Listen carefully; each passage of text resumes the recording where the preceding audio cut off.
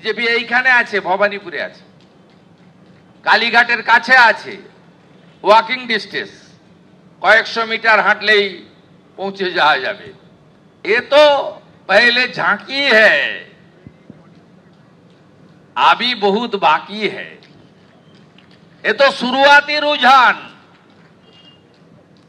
Postal ব্যালটের counting হচ্ছে, এখনো EVM এ হাত দেওয়া হয়নি। উনি যেমন লাফিয়ে গেছিলেন নন্দীগ্রামে আমাকে হারাতে, আমি ওনাকে হারিয়ে পাঠিয়ে দিয়েছি। উনি জ্যান্ত লোককে, মরে গেলে উপনির্বাচন হয়, শোভনদেব চ্যাটার্জি জ্যান্ত লোককে পদত্যাগ করিয়ে তাকে খড়দা পাঠিয়েছেন আর নিজে এখানে ছাপ্পা মেরে জিতেছেন। যিনি 21-এ 56,000 ভোটে জিতলেন, সেই লোকসভা নির্বাচনে ওনার প্রার্থী শ্রীমতী মালা রায় 8টি ওয়ার্ডের মধ্যে 5টি ওয়ার্ডে হারলো। টোটাল যে বুথ আছে 142টা বুথে বিজেপির লিড, আর উনার লিড 127টা বুথে। একা চেতলা 77 নম্বর ওয়ার্ড আর সঙ্গে আরেকটা ওয়ার্ড, দুটি মুসলিম প্রধান ওয়ার্ড। উনাদের ছাপ্পা মেরে ভোট দিয়ে মাত্র 8,000-এর গ্যাপ হয়ে গেছে। এই আসনের অতীত কি? অতীত বিজেপির। ভবানীপুরে মুখ্যমন্ত্রীর বহিরাগত তত্ত্ব নিয়েও আক্রমণ শানিয়েছেন বিরোধী দলনেতা শুভেন্দু অধিকারী। তিনি বলছেন, রাজস্থান, গুজরাট, ঝাড়খণ্ডের লোককে বহিরাগত বলছেন মুখ্যমন্ত্রী, এরা সবাই ভারতীয়। কি বললেন দেখুন। আরে উনি তো রাজস্থানের লোক, পাঞ্জাবের লোক, গুজরাটের লোক, বিহার, ঝাড়খণ্ডের, ইউপির লোককে বলেছেন যে বহিরাগত। আরে এরা সব ভারতীয়, এটা কেউ বলতে পারে কখনো? পরের দিন আবার ঢোক গিলেছে, দেখবেন বুঝেছে যে একটু গোলমাল হয়ে গেছে।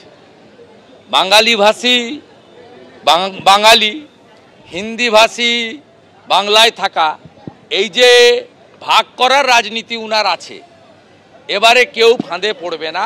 সবাই জানে বাঁটেঙ্গে তো কাটেঙ্গে, মাঠ না মাত সবাই জানে। কালকে এসআইআর ঘোষণার সম্ভাবনা এই কারণে এই জল্পনাটা উঠছে, কারণ কালকে জাতীয় নির্বাচন কমিশনের বৈঠক রয়েছে। কাল বিকেল 4:15 নয়াদিল্লির বিজ্ঞান ভবনে কমিশনের সাংবাদিক বৈঠক, গুরুত্বপূর্ণ সাংবাদিক বৈঠক জাতীয় নির্বাচন কমিশনের। কি জানা যাচ্ছে সেই বৈঠকে কি নিয়ে আলোচনা হতে পারে? কালই কি বাংলায় এসআইআর ঘোষণার সম্ভাবনা? রুমা, দেখো, জানিয়ে রাখি, নির্বাচন কমিশন আগেই বলে দিয়েছিল যে সাংবাদিক বৈঠকের মাধ্যমে কিন্তু তারা এসআইআর ঘোষণা করবে। কালকে যেহেতু 4:15 নাগাদ এই সাংবাদিক সম্মেলন হতে চলেছে দিল্লিতে, এবং তারপরে কিন্তু এসআইআর ঘোষণা হয়ে যাচ্ছে। বাংলাতে তো বটেই, এবং অন্যান্য রাজ্যেও হবে। তবে যেহেতু 2026-এর বিধানসভা নির্বাচন যেখানে যেখানে আছে, সেখানে প্রায়োরিটি আরো বেশ আগে রাখছে নির্বাচন কমিশন। অন্যদিকে বেশ কিছু জায়গায় অন্য নির্বাচন রয়েছে, যেমন পঞ্চায়েত নির্বাচন, লোকাল বডির নির্বাচন রয়েছে বেশ কিছু রাজ্যে। সেক্ষেত্রে সেই বিষয়টা মাথায় রেখেই কিন্তু নির্বাচন কমিশন সারা দেশ জুড়ে কিন্তু এসআইআর ঘোষণা করার পরিকল্পনা করেছে। তবে বাংলা এর আগেই জানানো হয়েছিল যে বাংলায় যে এসআইআর হতে চলেছে, এবং যেহেতু অক্টোবরের মধ্যেই ঘোষণা হবে, সেটা কিন্তু পরিষ্কার হয়ে গিয়েছে। কারণ কালকেই নির্বাচন কমিশন সাংবাদিক সম্মেলন করে এই এসআইআর ঘোষণা করছে, এবং কালকে করার পর অবশ্যই 5 থেকে 7 দিনের সময় দেবে। তারপরে কিন্তু একদম মূল রূপে সেই এসআইআর শুরু হয়ে যাবে, যদিও বিজ্ঞপ্তি আগে প্রকাশ হয়ে যাবে। যেহেতু বেশ কিছু কাজ রয়েছে, যেহেতু একদম এসআইআর ঘোষণার সঙ্গে সঙ্গে কিন্তু এমিউনারেশন ফর্ম একদম ফিল করতে হবে। এই এমিউনারেশন ফর্ম গুলো কিন্তু বিএলওরা বিভিন্ন বাড়ি বাড়িতে নিয়ে যাবে এবং ভোটারদের কাছে নিয়ে যাবে। সেই এমিউনারেশন ফর্ম তারা জমা দেবেন। সেক্ষেত্রে একটা প্রসেস রয়েছে, সেই জন্য কালকেই কিন্তু এসআইআর ঘোষণা হয়ে যাচ্ছে, এবং বহুদিনের যে জল্পনা ছিল কবে এসআইআর ঘোষণা হবে, সেটা কিন্তু কালকেই হতে চলেছে, এমনটাই কিন্তু কমিশন সূত্রে খবর।